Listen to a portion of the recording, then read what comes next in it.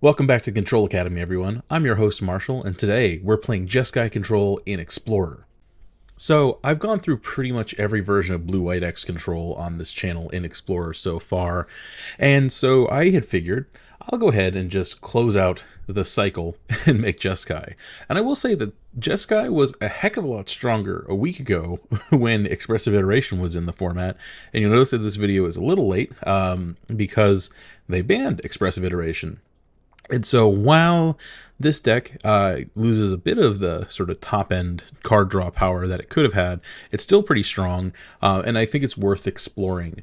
I'm playing best of 3 today, and the reason I'm playing best of 3 is that the play-in, which is the arena feeder tournament to the Pro Tour, is coming up in like a week, I think. I think it's the 17th. And so that tournament will be Explorer Best of 3. The one this past weekend was Best of 1. I did not have time to play in that one. And so I'm specifically looking into practicing Best of 3 and giving you guys some resources for playing Explorer Best of 3 if you choose to do the Control Mage thing and play one of these decks. Last week's Bant Control deck was really strong, and so it's got me on this sort of like hype for 3-color control decks in Explorer right now. And this one's pretty strong too. Even with the loss of Expressive Iteration, I'm pretty happy with how this deck looks.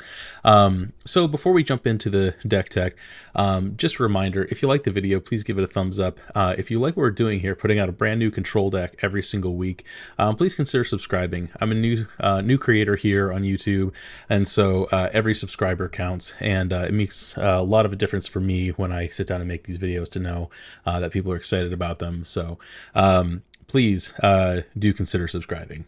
Oh, actually, one note, if you are in the Chicago area, please stick around to the closing. I'm not going to bother the non-Chicagoans with the notice now, but I've got a special note about an event I'm running here in the Chicago area that I'll put in the closing part of the video. So stick around then.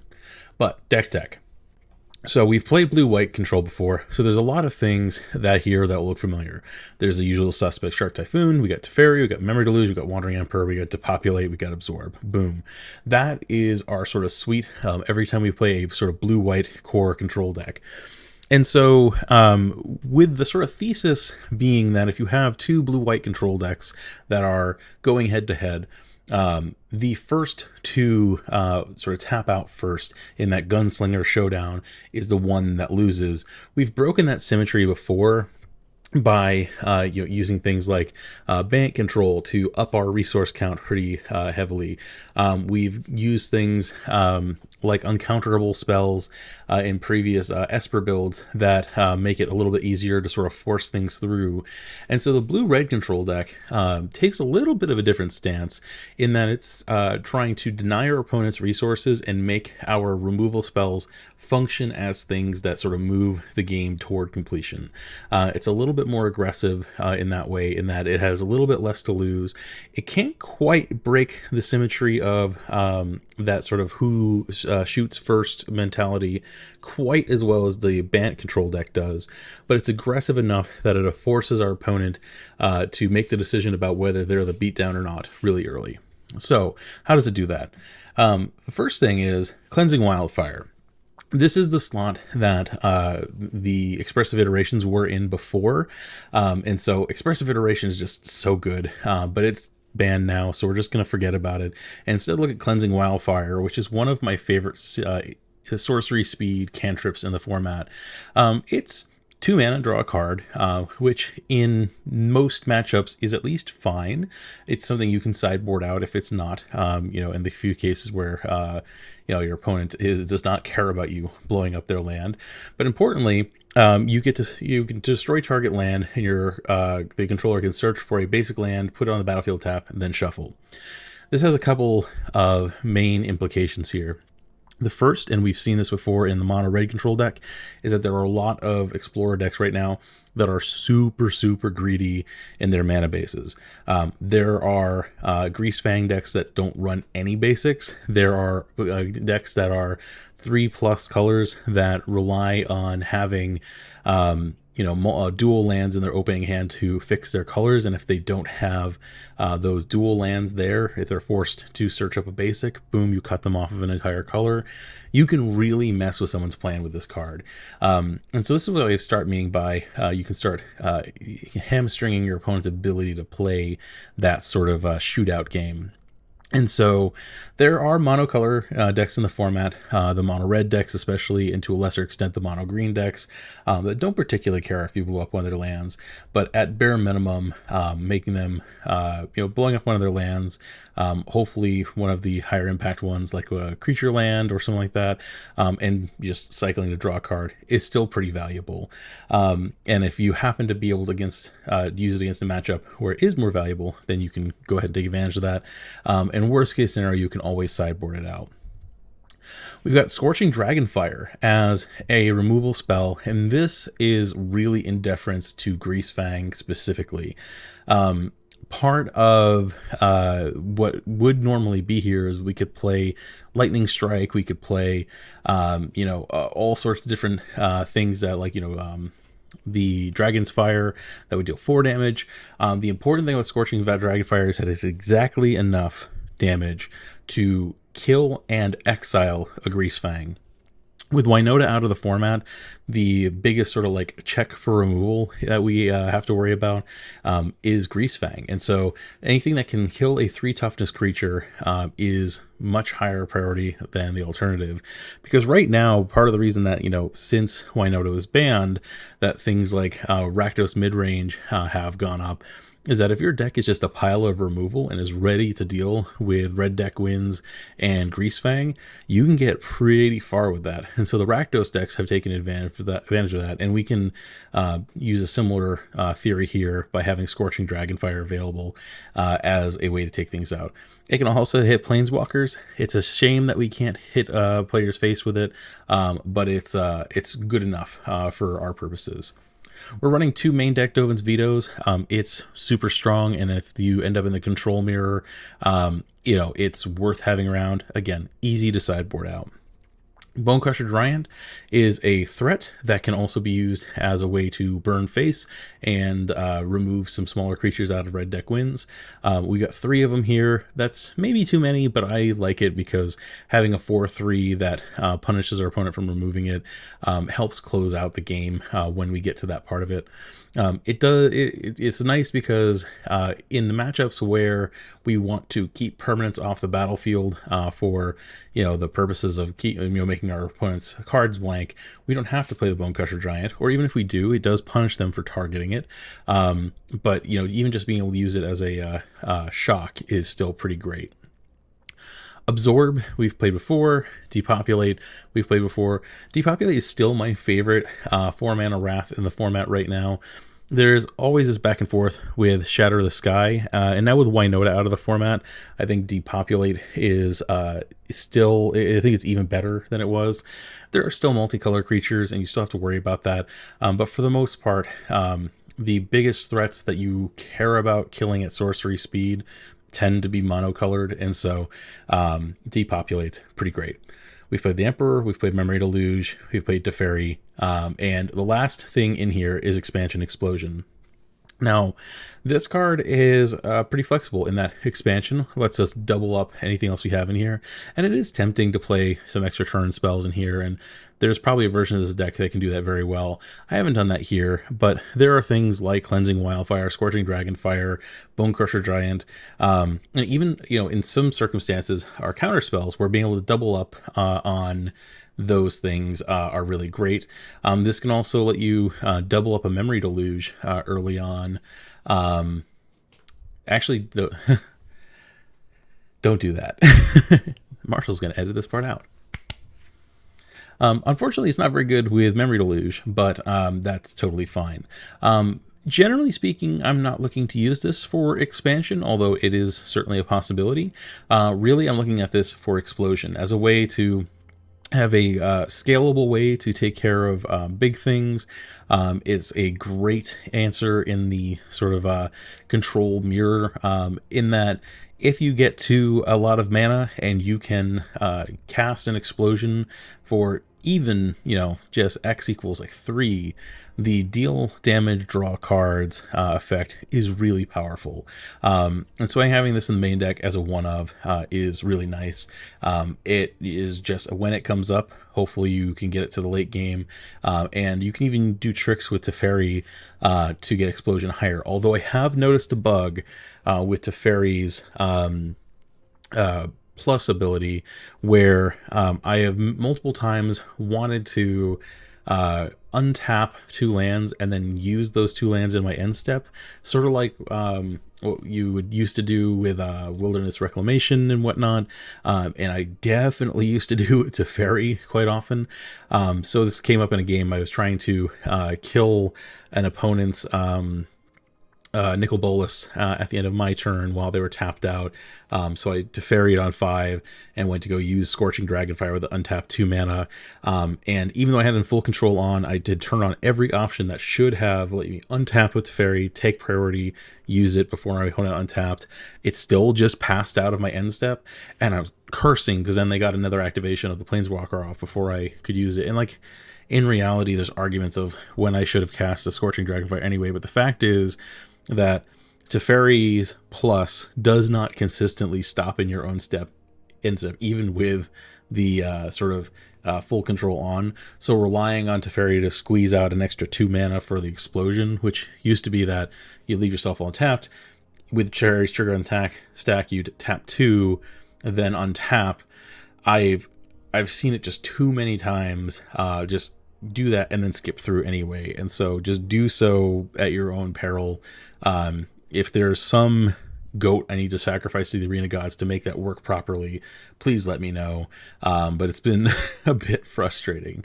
But anyway, explosion is great. That's the main moral of the story. It's an instant speed Banefire that draws us cards. Love it. The mana base is pretty straightforward. I've put in all the utility lands. We've got a single Hallowed Storm Giants. There's an argument that there should be more copies of Hallowed Storm Giants in here, but the mana base for this deck is a little complicated, so I've stuck with one. In reality, probably one of these utility lands should be another Hall, but whatever. It's been doing all right for me anyway. And then we've got Raugrin Triome, because we finally have all of the Tricycle lands in the format, which is great. In the sideboard, oh, this is jumbled itself. Oh, no, I see. Okay, it's looking fine. We've got Portable Hole. Probably either need more or less copies of this. It's, as a one of in the sideboard, it's actually not super useful, but I've found it being useful in some matchups often enough that I haven't completely eradicated it there. But in red deck wins matchups, or against even some of the things out of Greasefang, it tends to be useful. Rest in Peace is for graveyard decks. Greasefang is currently the one that is always top of mind. We got 2 copies of Rest in Peace here.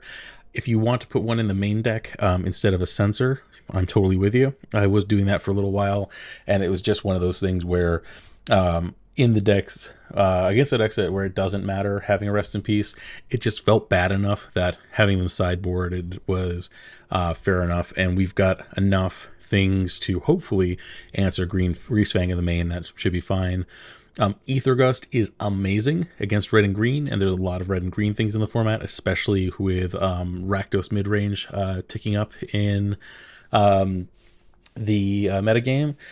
So 4 of them may be a little bit of overkill, but when this card is good, it is amazing, so I'm happy to have it here. We've got 2 extra Dovin's Vetoes. We've got Mystical Dispute as something to help us take on other blue decks. We've got the other 2 depopulates here in the sideboard against creature matchups. And then we've got Niv Mizzet Perun against decks where we want to be the beatdown even further. I've gone with Niv Mizzet here as opposed to something like Baneslayer Angel because I want an uncounterable threat here. And so Hullbreaker Horror was another thing that was in contention for this spot. And I specifically like Niv Mizzet Perun, that despite the fact that it is kind of difficult to cast, it helps really close out the game really quickly if you can get any of its triggers off, and it plays nicely with some of our other card draw spells.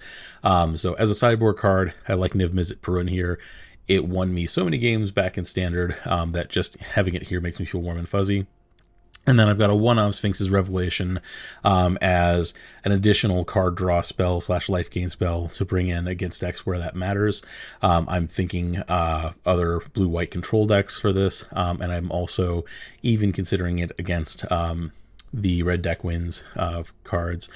If red deck wins start to pick up in the format as a bigger player than it already is, I would suggest taking out a couple of the anti-control elements, since we already have a pretty decent matchup against that in the main, and going up Sunset Revelry, which is a card that in super aggressive metagames is amazing. In this metagame, I have been underwhelmed by it consistently enough that I have cut it, but I would definitely keep it in mind. So just as a reminder, Sunset Revelry is 2 mana sorcery. If your opponent has more life than you, gain 4 life. If your opponent controls more creatures, you get 2 1/1s, and if they have more cards in hand, then you draw a card.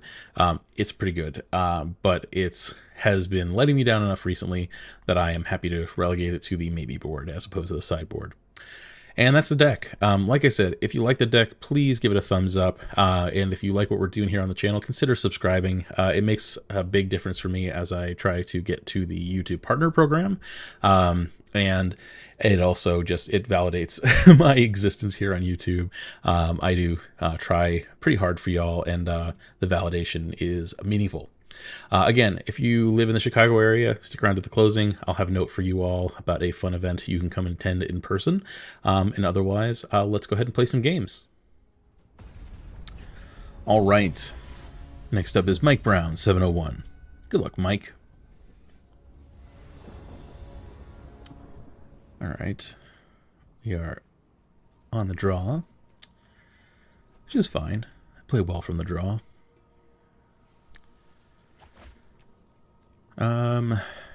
This is not the worst hand I've ever had, but considering how much of our interaction is red and the fact that we do not have a red land, it kind of speaks against this.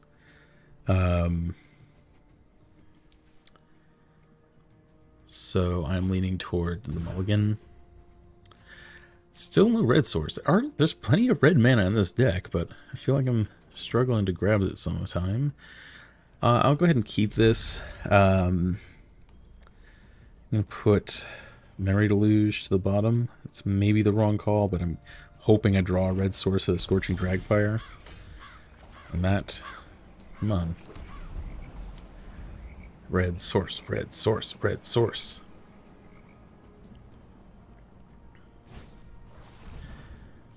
Okay. Wonder if this is the Grixis deck. The Wandering Emperor seems decent.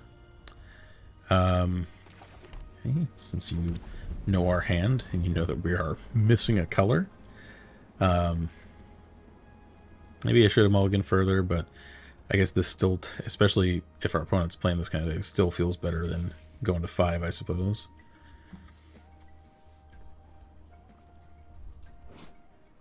Cool art. I like these lands.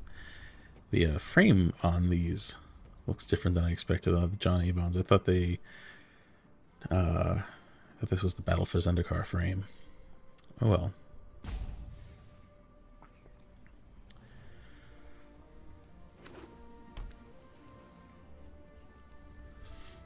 If we draw a red source, then we're actually doing not so bad. That is a red source.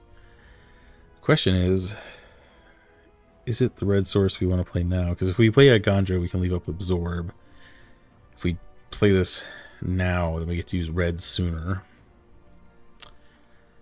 This feels bad, but I think we gotta play this one. Yep. Aha. Interesting. Alright, losing Shark Typhoon there is not great. Not great. So, I think Eiganjo comes out of the land here. And given what I have in my hand, I'm going to pass. I want to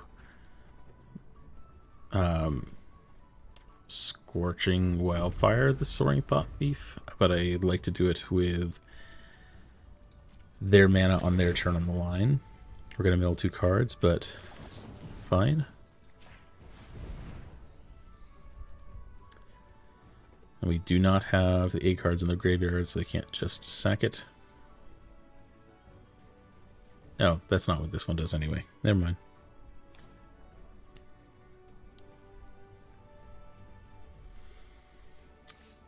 It's been a little while since I've played against rogues, so... Aha, okay.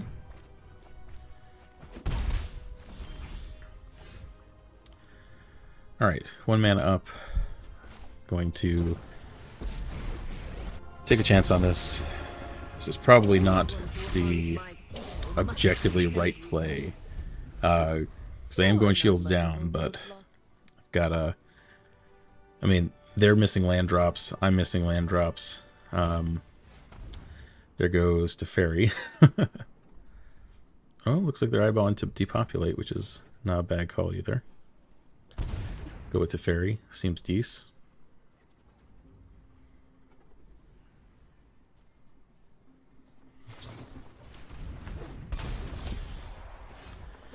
Alright, let's cleanse some wildfire. Going for the Watery Grave specifically over the Shipwreck Marsh because it means that unless they grab an island here, then they don't have a basic island. So if that ends up mattering, but they got a basic island, so that's cool. That is a pretty good call there. So let's... So we can't play Absorb anyway, so I'm just going to go ahead and continue to deconstruct their mana base. And Soaring Thought Thief is now chonky, so I'm going to just make a 1/1, or a 2/2 rather, with the Emperor, which I should have done before doing this, but oh well, live and learn. I'll be better. Let your blade do the talking.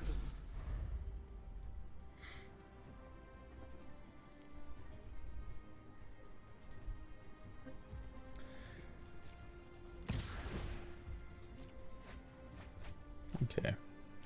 Haven't actually been paying attention to everything we've lost here.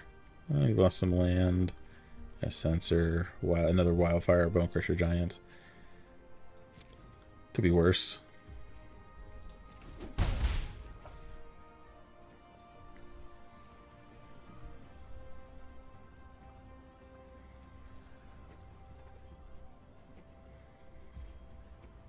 Go ahead and cycle this. It actually could be useful given how mana screwed they are, but I'm trying to keep my land count high if I can. Plus we have Absorb. I'm going to put this into play tapped,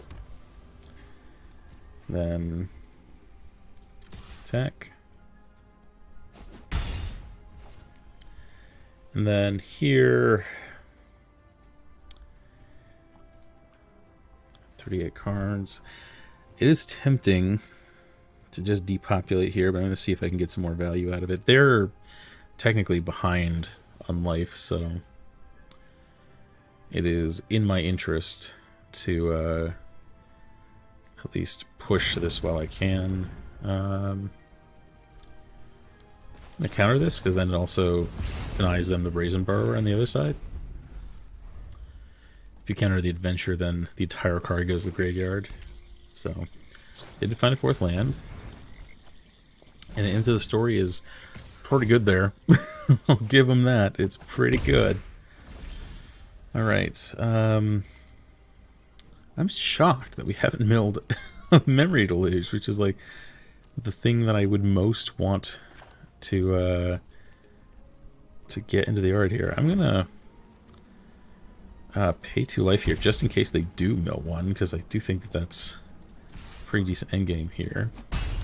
They just drew 4 cards though, so I don't have very high hopes. I do want to cycle this Raugrin Triome though, so that's part of the alternative plan here.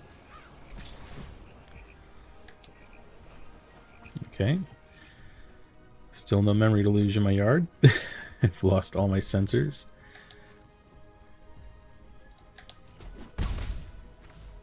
I don't know. We're not out of this race yet. Still got 2 Wandering Emperors left. Pair of Teferis. That ain't them.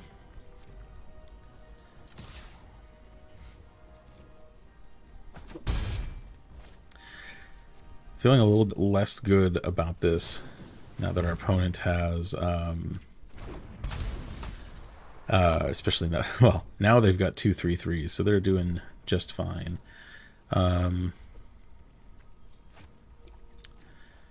In turn, now that they drew all those cards, like that Into the Story was choice there, so they probably were waiting on that 4th land for a while to be able to do that. We are getting pretty low. We're at 31 cards, and now they can do a whole lot of nastiness. No. Oh, there's a Scorching Dragonfire. Still got 2 of those in the deck. Cycle of Raugrin Triome. There's all our lands all at once.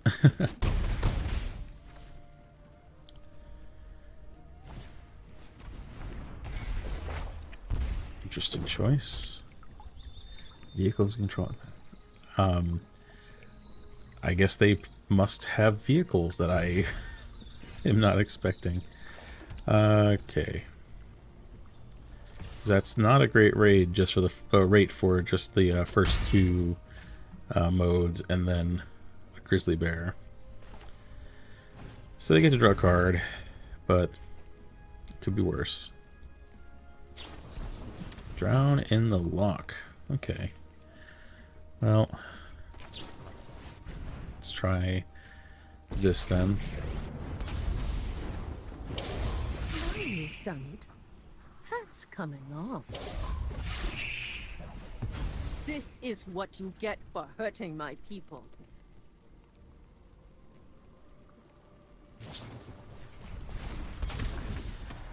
Okay. Now things are rough. Yeah, I think they got this one. We were both playing the weird mana problems thing for a little while, and then they pulled out a little bit too far ahead. But we get stuff in the sideboard. I'm not super worried yet, although maybe I should be. Merfolk Wind Robber seems good.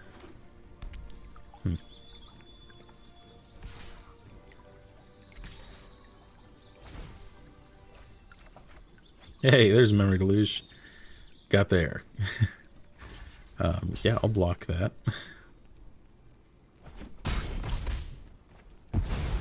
I guess that's it then.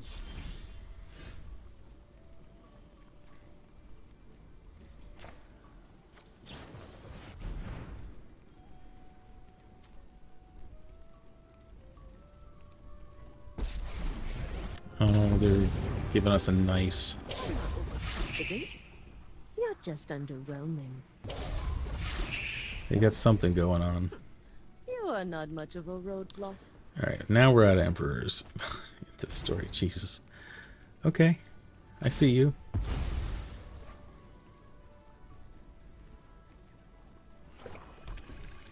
So part of the reason I did that main phase was just, you know, trying to get around what, you know, the, trying to get around any counter magic, or, yeah, counter magic thing we had, since they were low on cards in hand at the time anyway. But then also trying to keep the card from attacking so that I wouldn't mill more than necessary.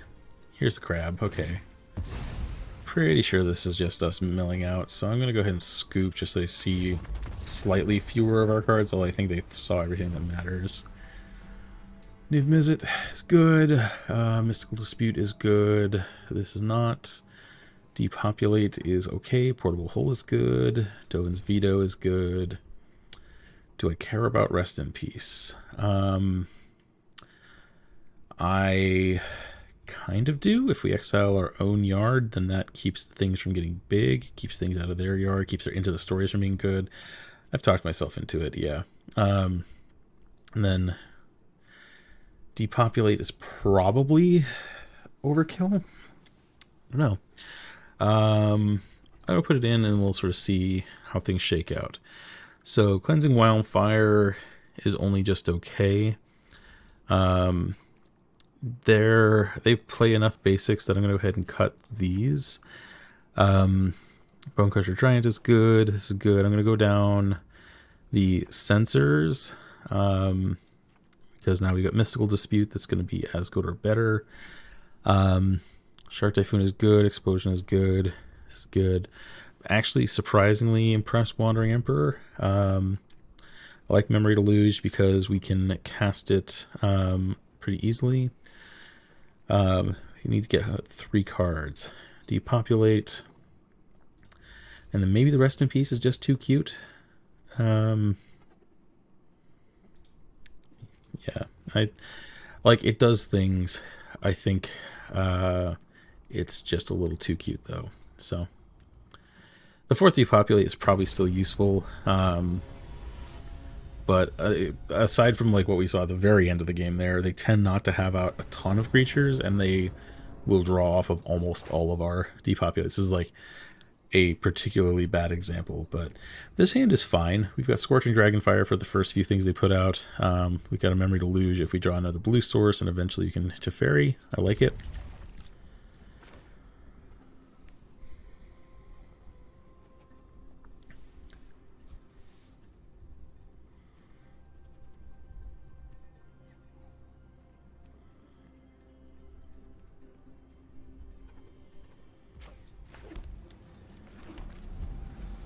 So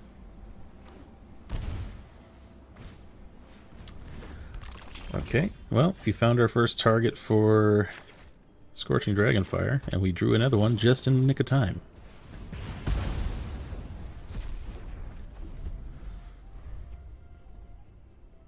Doing that main phase just to minimize its triggers, especially since they had a second Ruin Crab. I mean, I would have been able to Scorch in response to that, but not sad about having gotten rid of that. Ah, Niv Mizzet, we lost him already. Okay. Let's see what they choose to take here.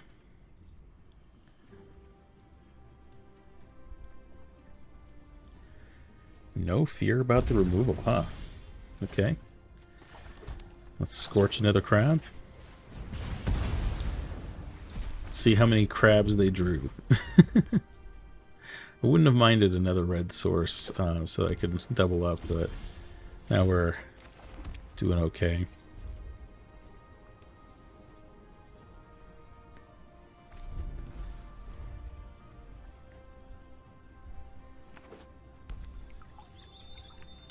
Yeah, if I couldn't answer those crabs, it was going to get real nasty.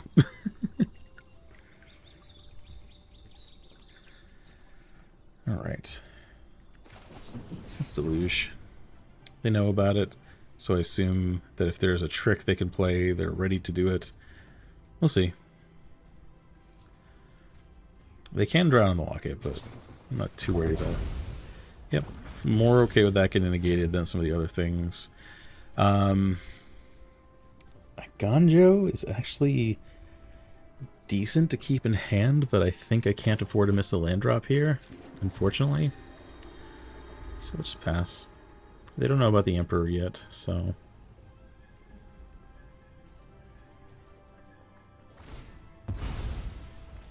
Okay, resolve.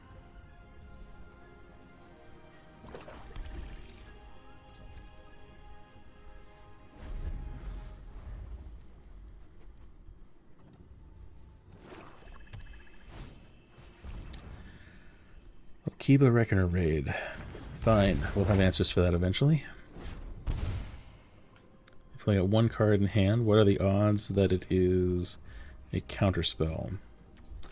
I'm willing to find out in the name of trying to close the game out. Now you've done it. That's coming off. Keep watch for intruders. Plus, Bonecrusher is pretty good here. I'm a little constrained on red, but I'll happily have 2 potential removal spells.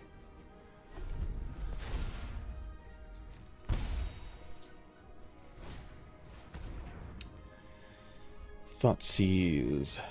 So if they take Bonecrusher, I lose the threat. Then they definitely, I mean, then they obviously takes the Scorching Dragonfire. I think I am currently in the driver's seat, so I'm just going to do this. Let them take the Scorching Dragonfire.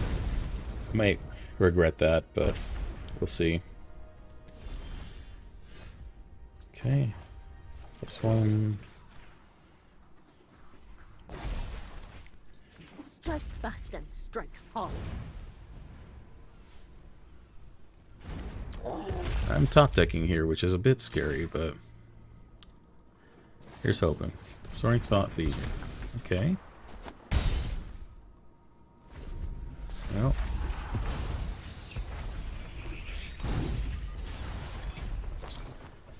Wonder what vehicle they're playing. Ah, okay. Well.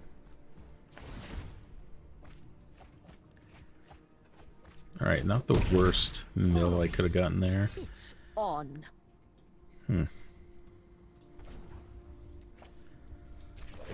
Plus on him. Remember your training. And they basically have to block at least one of these. Okay.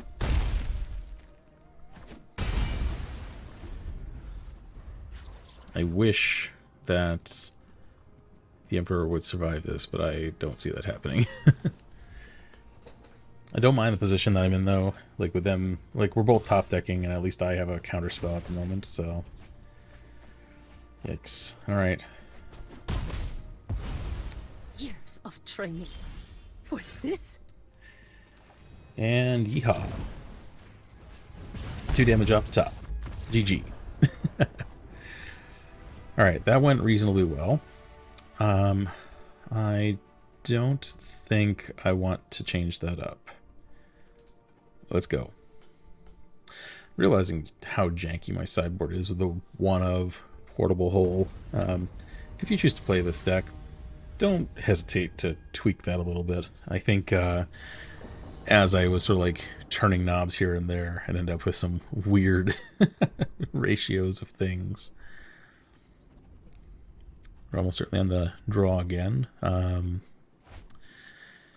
which I don't really want to mulligan, but I don't think that this is amazingly keepable. The Dovin's Veto is pretty good. I can't, no. Alright, this is good. I like this. Let's keep 6 and then put a steam vents to the bottom. Watch me regret that. It's nice because I can answer a crab, I can answer a whole bunch of different things. Instant speed. This is more useful. Save some life and leave up Mystical Dispute. I will happily counter the crab.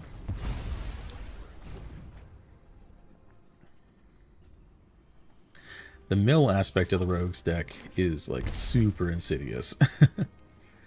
It's a good deck. It's I'm not convinced it's tier 1, but it's a good deck. Alright, here this is the play. That way we can Scorching Dragonfire if needed.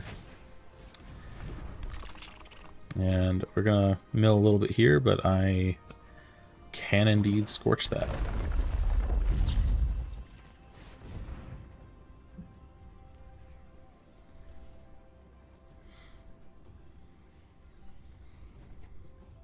And the important thing is that the mill trigger hasn't gone off yet, so Drown in the Lock will not save them here.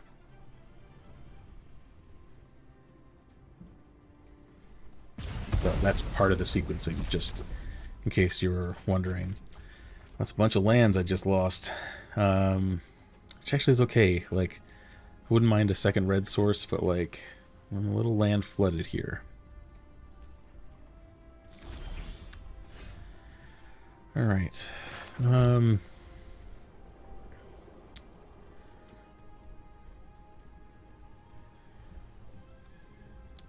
So Rat Rogue.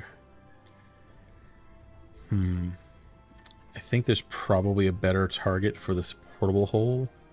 And this isn't going to have haste unless something else gives it haste. So I'm just going to pass for now. Bluff having something maybe. That's the kind of thing that I want to put under the portable hole, but yeah. Oof, those are some good cards I lost there. Dovin's Veto is a pretty decent pull here, so I'm going to pay the 2 so that I can leave that up and portable hole this Soaring Thought Thief. The Nuzuli Road Captain isn't like super terrifying. I have yet to see a vehicle in their deck, so it's otherwise just a glorified grizzly bear. Okay.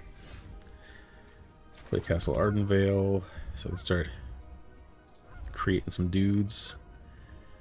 Then hoping for the best.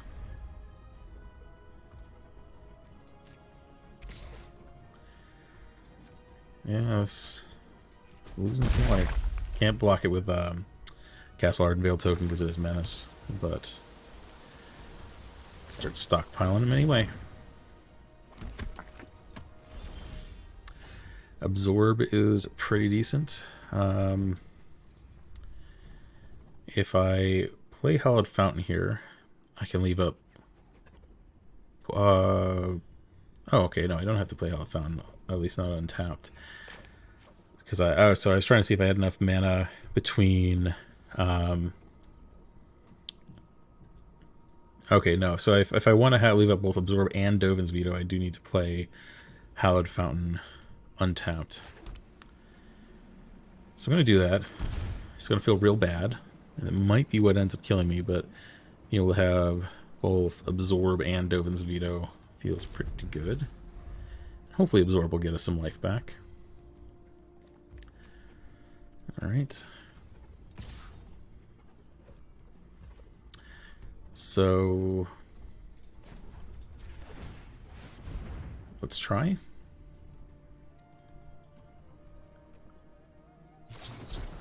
Okay. Fair enough. If that's the worst that's going to happen, then it's fine. We'll play the Triome and pass.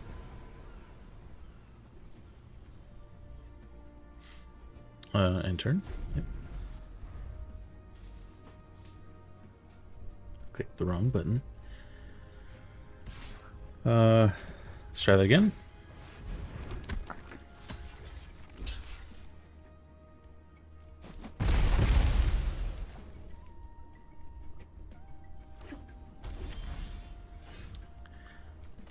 Kind of like where we're at.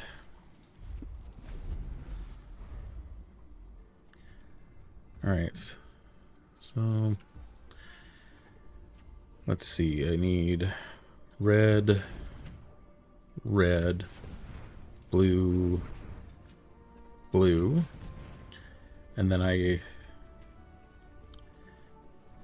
do I just deal 2, draw 2, or deal 4, draw 4? I'm trying to figure out if I can afford to leave up Dovin's Veto for this. I'm just gonna go for it. Let's just do it. 1, 2, 3, 4. Target a creature, player, or planeswalker. It's gonna get countered. I just feel it. Feel it in my bones. But they haven't countered anything else I've been doing so far, so maybe they don't have it.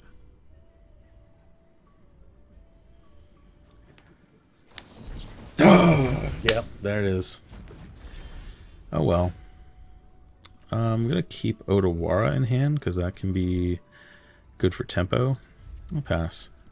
Yeah, I knew I should have left up the 2 mana for the explosion, but like it's not like the end of the world. That would have been like I had to put them to the test. There's reason to think that like in the 3 cards they had, there wasn't a counter spell in there, but you know, Let's... that is a chunky chungus. So let's go ahead and counter it. Gain some life. Take one threat off the table.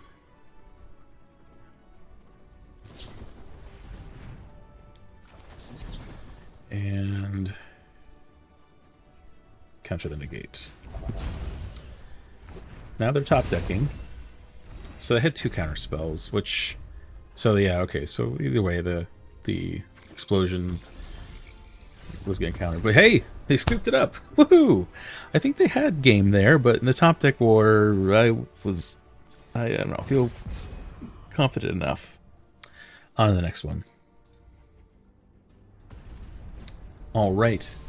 Next up is Jukebox. Excuse me. Let's hope that Jukebox isn't our hero. Let's be on the play. Oh, jeez.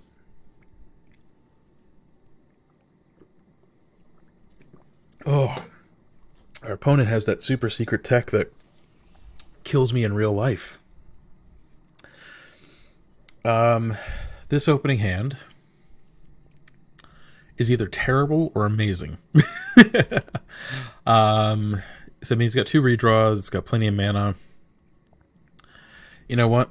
If this doesn't work out, I'll deserve it, but I'm going to keep it. Just to put our opponent to the test.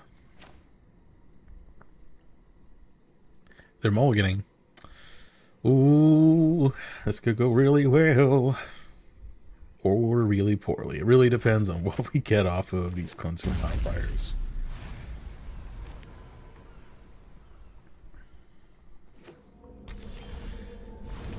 Alright. Let's see what you got, opponent.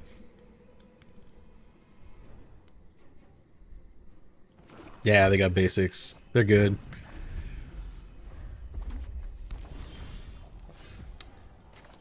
But,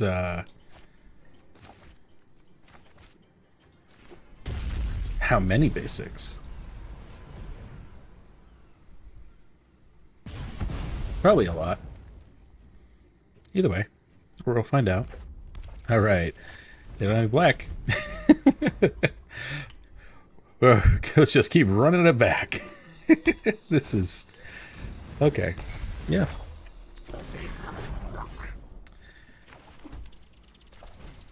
This is not meant to be a land destruction deck, but I ain't sad about it. And let's go ahead and just kill this little dude while we get the chance. They are now out of basics. So we know they have 2 basic mountains and a basic swamp. And they've discarded some black cards. To be fair, Bloodchief's Thirst is a good choice to discard in general there, but... Alright, there we go. They got their black mana back. Alright. Let's go with Teferi. Draw a card. Alright, alright. Seems good.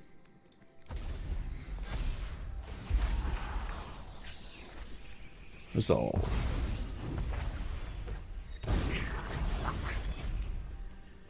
I would like to kill the thing that makes treasures, because I'd like to keep them mana constrained if I could.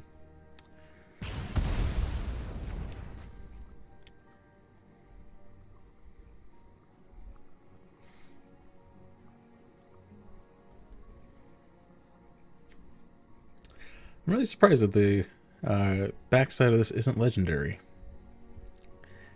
I guess Kiki G can be reflected a bunch of times, especially when you use an ugly son of a gun like that. Alright, Den of the Bugbear and Bonecrusher Giant in the bin. They've drawn a lot of cards, all things considered.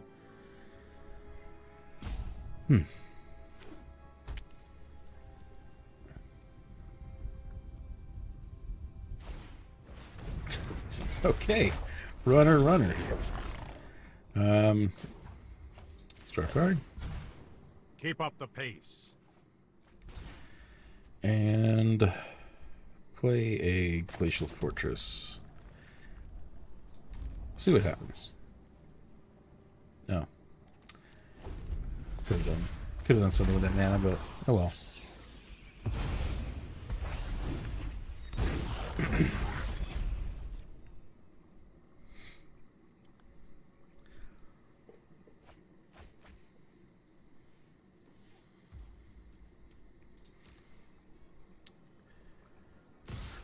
They're coming in hot. So my options here, I can use Soakins on and kill one of these dudes. Or I can wait in Memory Deluge. I think the answer is to channel this.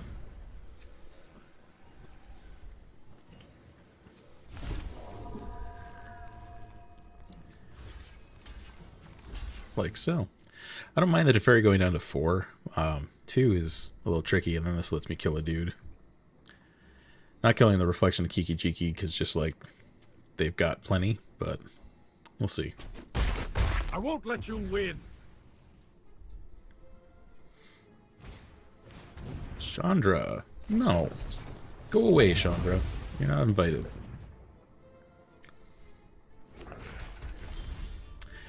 Wandering Emperor is pretty good. Struck hard. Hold that thought. Cleansing Wildfire. Not complaining about that.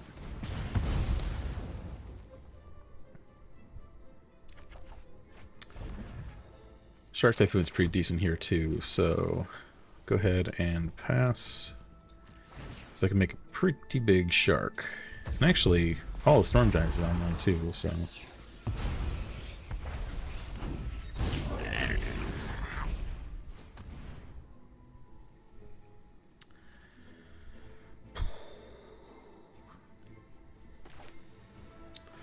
Let's make a 5/5 shark, see what happens.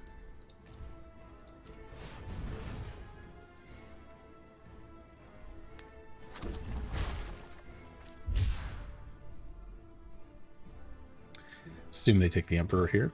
It's probably the correct play.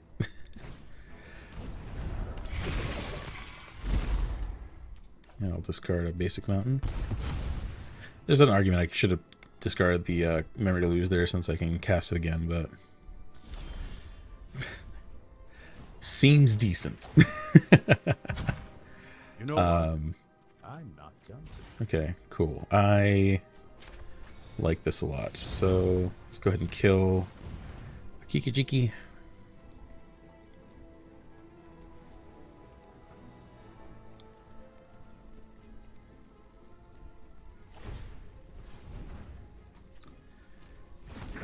Okay.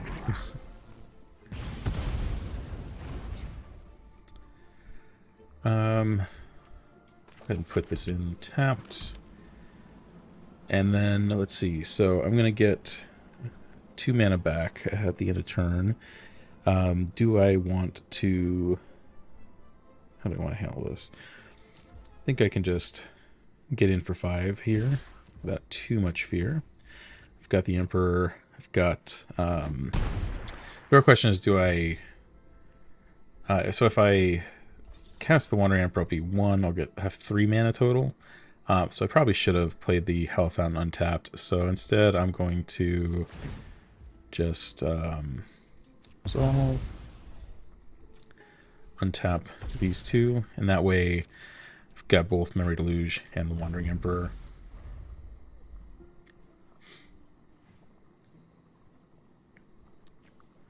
They've got plenty of fuel for this Cruxa, though, so there's that.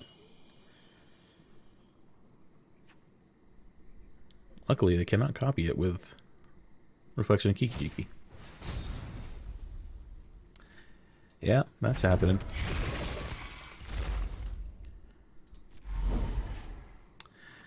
Discard the Memory Deluge.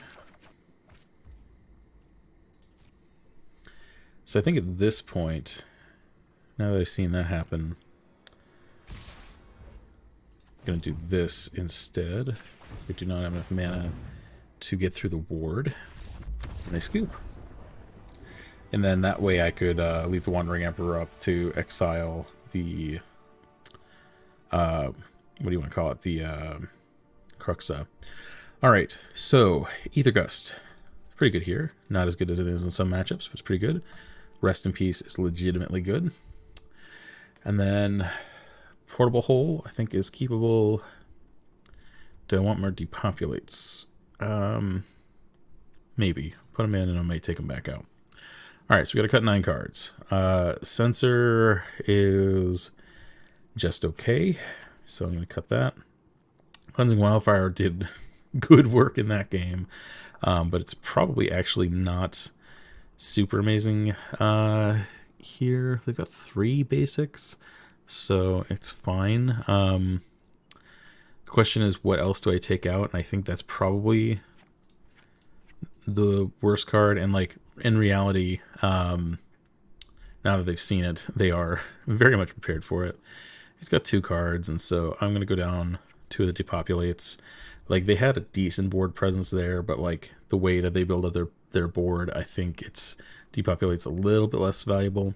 If that turns out to be wrong, then I'll make some changes next game. But I think I like this configuration.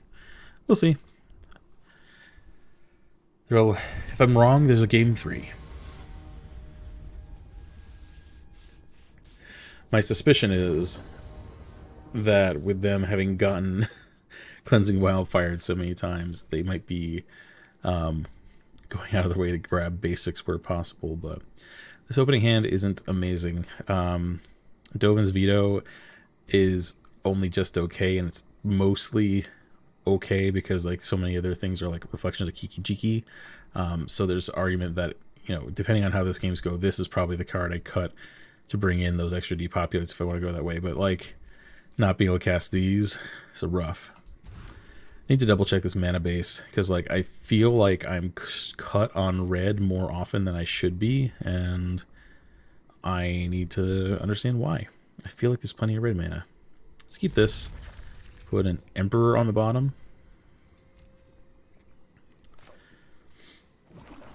Even our opponent probably is Thoughtseize.deck or Duress. Like, going down to 6 is not great.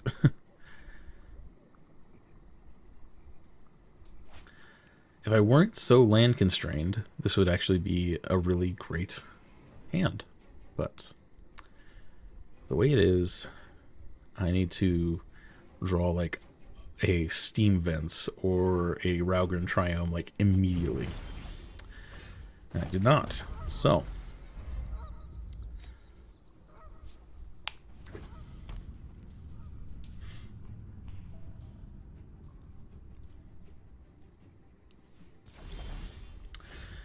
Glacial Fortress is fine, but not quite what I need.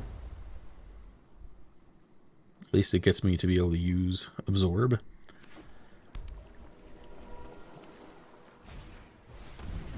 Yeah.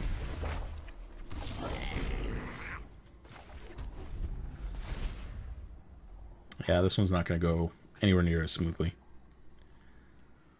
The fact that they didn't take the Wandering Emperor, there's a chance that they took the Dovin's Veto just because like they knew that I was going to be able to get the Fable with it, so they were trying to head that off. But the Wandering Emperor is so good in this matchup that I suspect that they have another answer for that stacked up somewhere.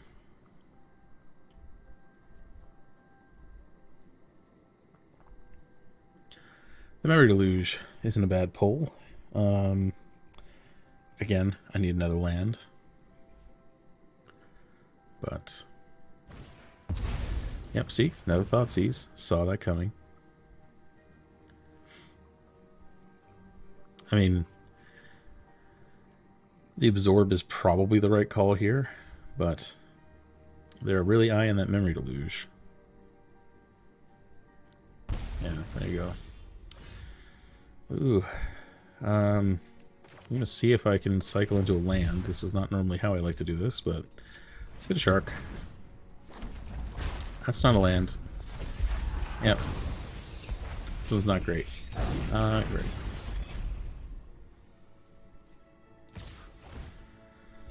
I'll take the 2 here.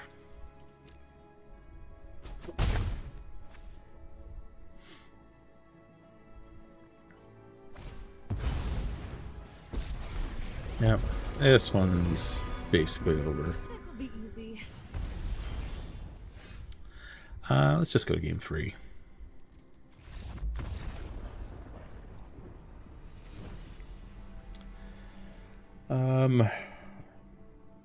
I don't know that I want to change too much. The Dovin's vetoes are still useful, so I don't really want to cut those per se. Question is, do they come in, do I bring in more of them? And I don't think the answer is yes there. There's an argument of cutting a portable hole for one, because like the more I think about it, most, like, I guess it can get a Cruxa, and that's pretty good, but like I don't know that it's gonna happen very often, whereas like getting a Fable of the Mirror Breaker or a Chandra seems a little bit higher value. Let's try that. I don't know if this is right, but let's try it. Also, I don't know if anybody's noticed this, but they changed the graphic for the done button, and it's got like this line across it that constantly makes me think my monitor is scratched. It's not actually, and it drives me insane. Next time you're at like the deck screen, look at it. You'll see it. So this hand has the exact opposite problem that the last one did, in that it has no white mana. But at least I can cast a lot of these things.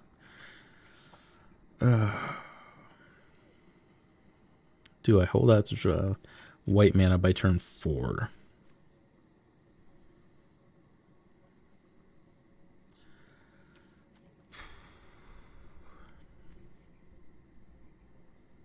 Yeah, let's keep it. I'm gonna regret that, but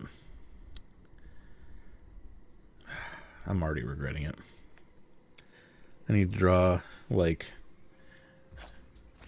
2 I need to draw a Hallowed Fountain and a Glacial Fortress. That's a Hallowed Fountain. Okay. I'll take it. Sorry about that, everybody. I think Jukebox has cursed me in real life. Oh. My turn. Alright, well, mana-wise, we've gotten everything I could ask for and more, so eventually I'll want to stop drawing mana, but I wouldn't mind one more. Okay. Soaking Zon comes out as a land. And honestly, at this point, if they give me an opening to, I will probably... There's the Thoughtseize.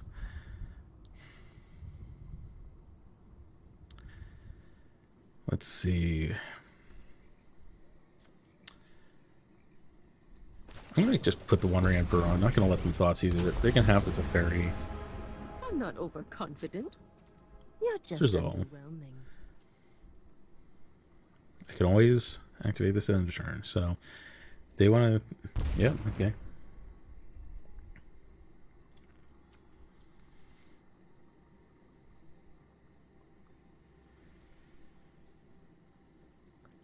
The Wandering Emperor having Flash is nice tech. I like it. Target player discards 2 cards, then exile the graveyard. Okay. I will exile... Let's just do 1 of each. Why not?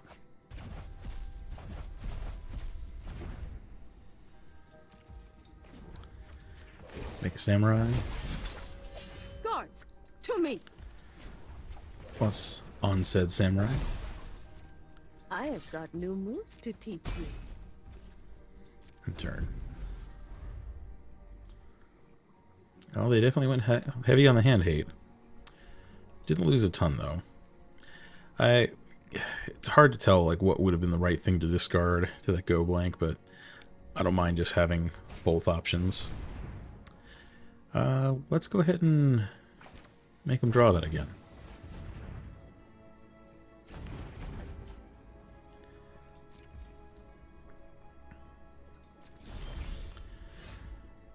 Scorching Dragonfire is pretty good. I'll take it. Show them how we greet our enemies. End turn. Yep, this time you get to have it. Make a dude. And I stomp it. My turn. Plus combat. Strike fast and strike hard. Make a dude. Play land. End turn.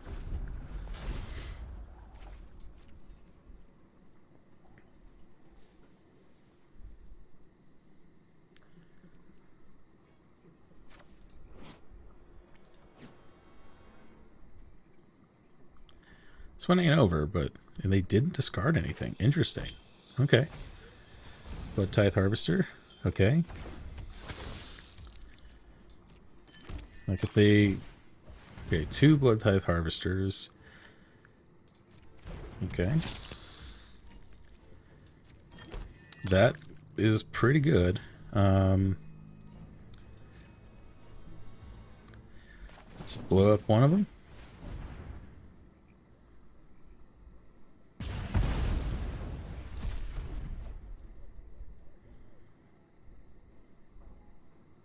There we go. Got there over Rakdos Midrange. I'll take it. I will take it.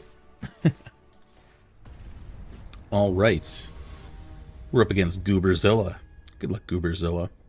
That is an awesome screen name. And we get to play. That's great. This hand is fine. Like, I've had better hands, but we get to immediately test their basic count, and worst case scenario, we get to draw a card. Let's keep it. Our opponent's mulliganing, which can potentially bode pretty well for us. Intercept. Pass. Alright. Basic Mountain means that this is probably not relevant, but we're going to draw a card anyway. There's an argument like leaving Censor up probably is more useful, but considering that they didn't have a turn 1 play, yeah, we'll hope that they're maybe running a little bit harder. Forest. Okay. Interesting. So they're going to reveal a dinosaur or a land. Okay. This is interesting. Are we up against Dinosaur Tribal? I don't know what to do. Alright. Well, Censor's going to be good. Need another land. And we got another land. Cool. So this is great. We've got plenty of options here. Oh, happily Memory Deluge at the end of their turn, but if they want to give me something to remove, then that's cool too.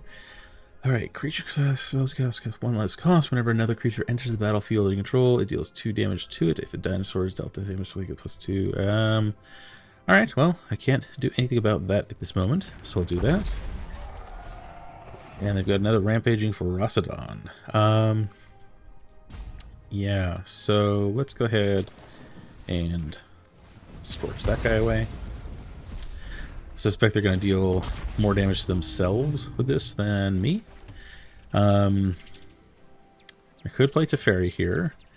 I think I'm going to hold for the Wandering Emperor because I don't think they're going to be able to withhold the urge to turn it sideways. And we have 2 Emperors, but only 1 Teferi, and it's too easy for them to punish us for getting greedy there. Ooh, excuse me. Ripjaw Raptor. That thing's big and chonky. Yeah, go for it.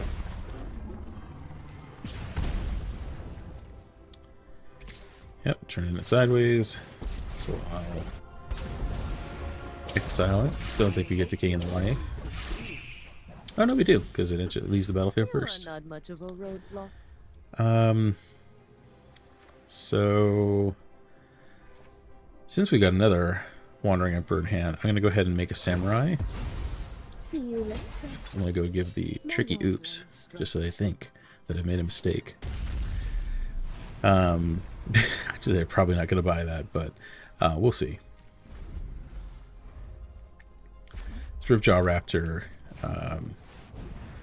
When enter the battlefield. Alright, we're gonna need a Wrath pretty soon, but worse things have happened.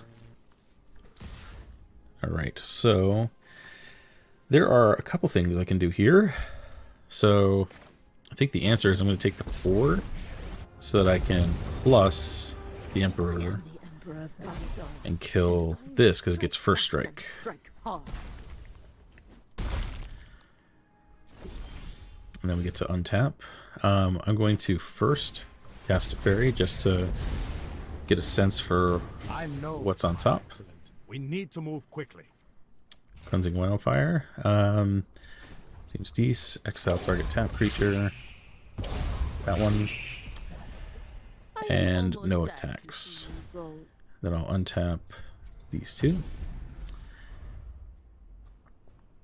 I can make a 1/1 shark. Marauding Raptor. Yep. Okay. Well, things are gonna happen.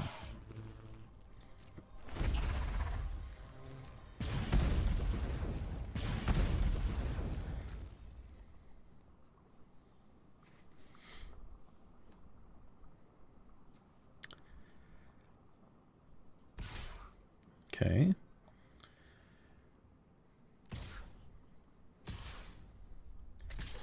All right, so they're sending 2 at... All right, so the 3/1's coming at me, so I'm fine to leave that one go. They're trying to kill Teferi.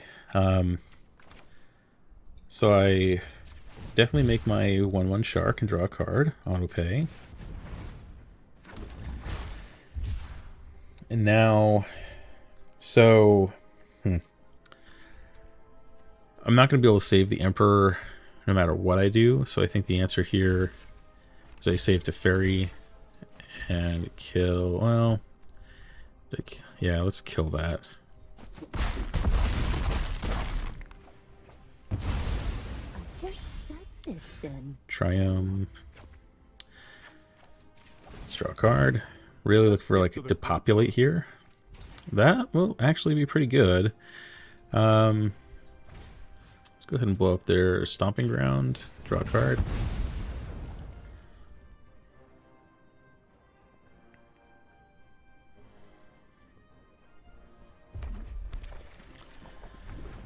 Memory Deluge is pretty sweet. I'll give them that. Put this on the battlefield attacks. Combat. In turn. Untap this. Untap this. So we got 6 mana available, which is not too bad. Let's see what they do. Okay, so we're going to Eiganjo to kill one. And in theory, Teferi survives. Well, that didn't pan out. So far, so good. Draw a card.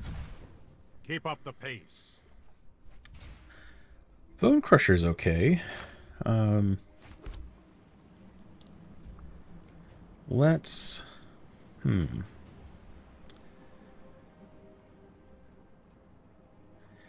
Let's pay 2 life, because I'm going to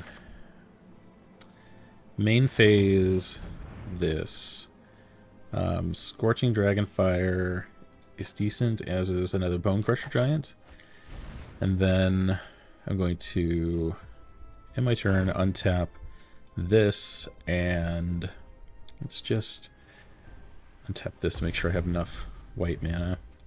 Because I can block the Regisaur like pretty effectively just with this token.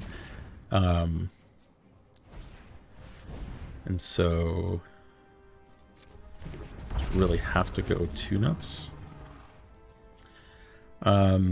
Although, yeah, so what I actually want to do here is Bonecrusher, Bonecrusher, and now the Ferocidon will lose haste, and then see if they play anything else afterward. Arctic Hope Master, Yep. That's fine. Take some damage. And then here, I'll scorch this. That's pretty good. I'll take it. Let's skip to the good part. Shark Typhoon is also good. I've got 8 mana, so I think I'm going to start just with 1 Bonecrusher Giant. And then pass. And untap these. Could have cast both of them. There we go. Cool. Could have cast both of them, but I just want to leave up enough mana to do stuff. So we're going to bring in... Actually, you know what? From what I looked at, I don't know that they had enough targets for this. It's a little unclear. They definitely had plenty of targets for Aether Gust. So I'm going to go in on that instead of Censor. I need to cut 3 more cards.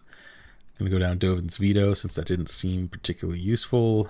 And then let's cut...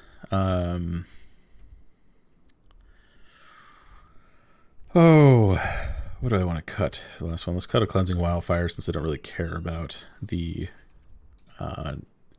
land destruction aspect. Alright, Gooberzilla, round 2.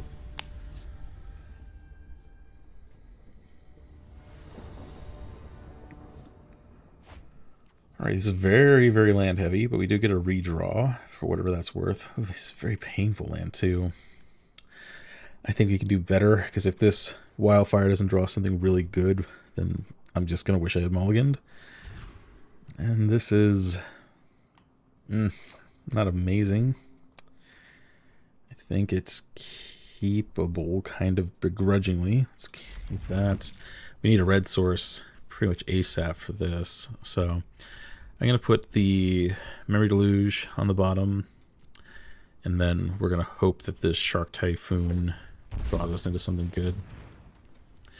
Dinosaur Tribal, huh? I haven't seen that since Ixalan Standard. Intercept.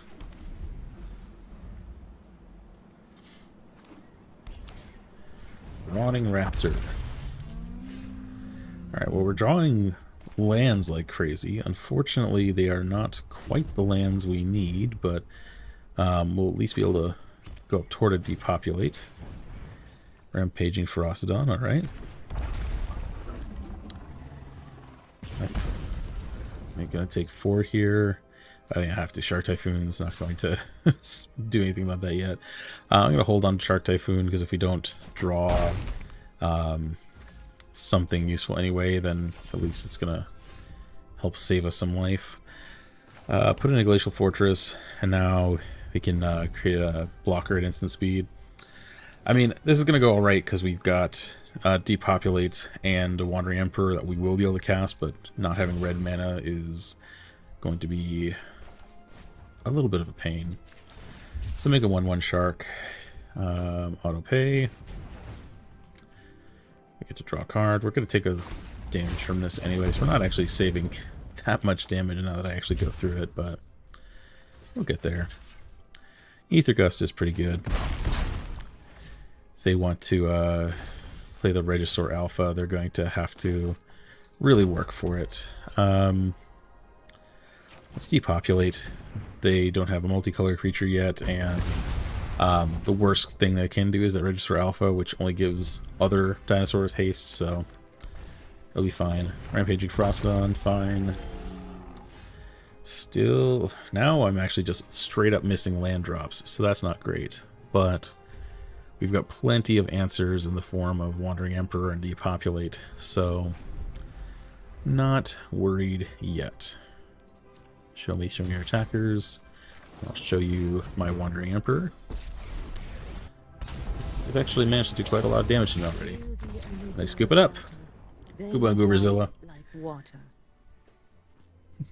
Alright, folks, and welcome back. So, that was 3 games of best of 3 against 2 sort of maybe rogue decks. One literally, the other figuratively. And against Rakdos Midrange, which is probably one of the new decks to beat. So, the the fact that we were able to, play against what is definitely a meta deck, is more of a meta deck after the recent bannings, feels pretty good there. So the, the Dinosaurs deck, it could go either way. Like, it was pretty tough, but like, I don't see that being meta. Rogues, I think, is like, it's a strong enough deck that it's probably tier 2. And like, I think it's probably overlooked by some. And so like, that's a deck that is probably going to be kind of like fairies in modern, where it's like, it'll occasionally jump up to tier 1, but spend most of its time squarely in tier 2. But again, the Rakdos mid-range like is legit good right now. And so the second game, like, they steamrolled us, but like, we were also having mana issues. The games 1 and 3 that we won felt like decidedly ours, so I feel pretty good about that matchup.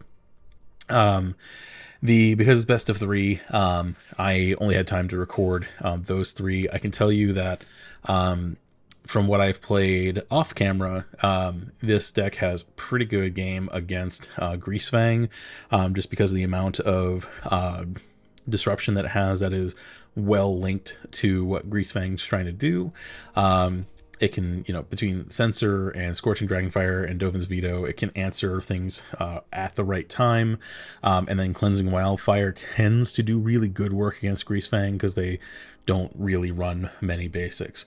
And I mean, we saw in that game against Rakdos where they run 2 basic mountains and a basic swamp. And so like, we happened to go like runner into our Cleansing Wildfires, and so like, that's not a typical game, but it was still really great being like, oh, you got basics, how many basics? And so really, I love Cleansing Wildfire, and I know not everyone's going to agree with me on that one, but just in the way this meta goes, like, even the 2-color decks just have such greedy mana base. I mean, heck, even this deck, we've got 6 basics, which is like arguably too much. Like, there's probably should have Fields of Ruin in it. And that's the logic that ends up making things like Cleansing Wildfire really good. And actually, with Cleansing Wildfire in the deck, and then also adding Fields of Ruin, it'd probably even better. In this case, there's a lot of basics, mostly just to make sure that the buddy lands coming untapped, that we are saving on life where possible, that we're not dying to land destruction too often.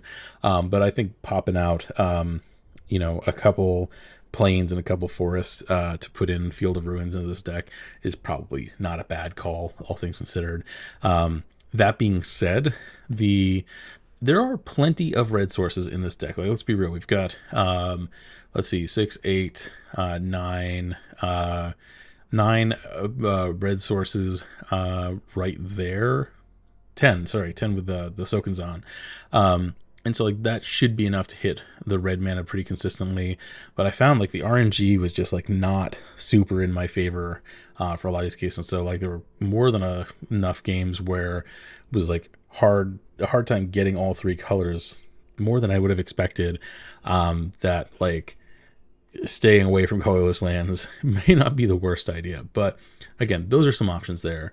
Bonecrusher Giant, MVP. It doesn't kill everything in the format that you need to kill, but it kills enough things that when it comes stapled to a 4/3, I'm pretty happy about it. Scorching Dragonfire is good for what it did. If Greasefang goes down in the format, then switching this out for something that can go to the face is also a pretty good call. But right now, that sort of like Exile clause is pretty good. There's also an argument here for going to the Dragon's Fire, the one that deals 4 damage unless you reveal a dragon, which I guess technically is Niv Mizzet in the sideboard, so there's a case where that has some upside. But being able to sort of get the most, either more damage to creatures or damage that can go to face. Again, the main point here is we want to kill a Greasefang and exile it. And so that's why there's Scorching Dragonfire. Otherwise, I'm pretty happy with the deck. It does different things than both plain UW and the Bant deck. I think it has a good chance of being competitive, especially if you tune up the sideboard a little bit. Like, I spent enough time just sort of like tweaking this that I realized that there's just like the one portable hole in the sideboard. Like, there probably should be a couple of these, because this is like a weird card to have a one of, or this maybe should be something more impactful. And like, you know, there's some weird choices here, just because like this is the result of me sort of like doing like essentially like an evolution test on it, where you know, it's just sort of like tweaking one card at a time, and then like as I was playing the games on camera, I was like, this is a weird sideboard. It turned out a little bit more bizarre than I expected. But yeah, I mean, it did its job. The Ether Gusts are great. You know, Niv Mizzet didn't come out in the games on camera, but I've done it off camera, and it ends up being kind of backbreaking against other control decks. So I'm a big fan of it. And yeah, that's really what it comes down to. Definitely try the deck if you're interested in it. Like, a lot of the cards that we add for the purposes of adding red are like commons, and there's a few, 3 rares, 4 rares from here. Like Bonecrusher Giant is not a really control staple, but it's still a really good card.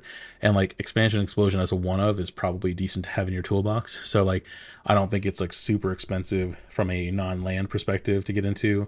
And then like the sideboard, the only thing we've got is Niv Mizzet, which is Niv Mizzet a rare? I thought it was a mythic. So anyway, so yeah, total of 5 red rares, and then the rest of it is all like just UW staples.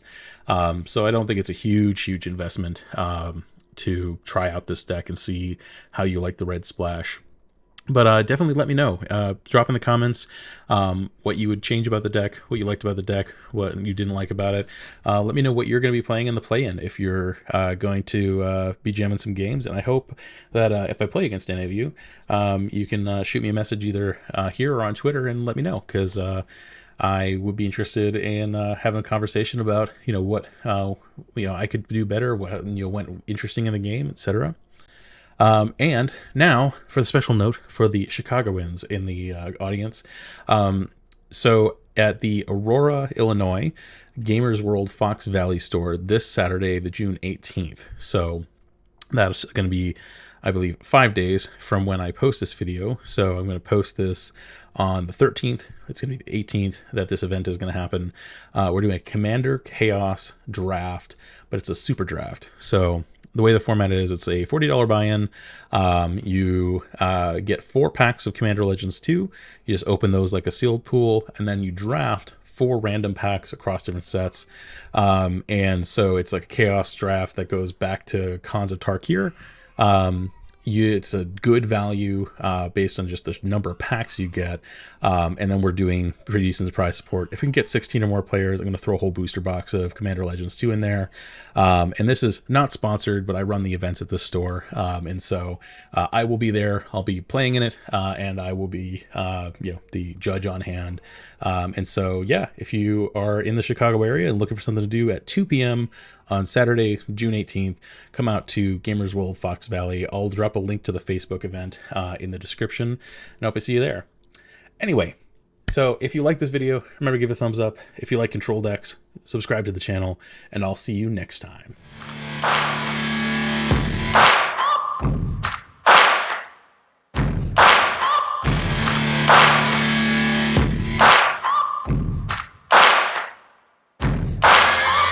Searching for greatness in a sea of the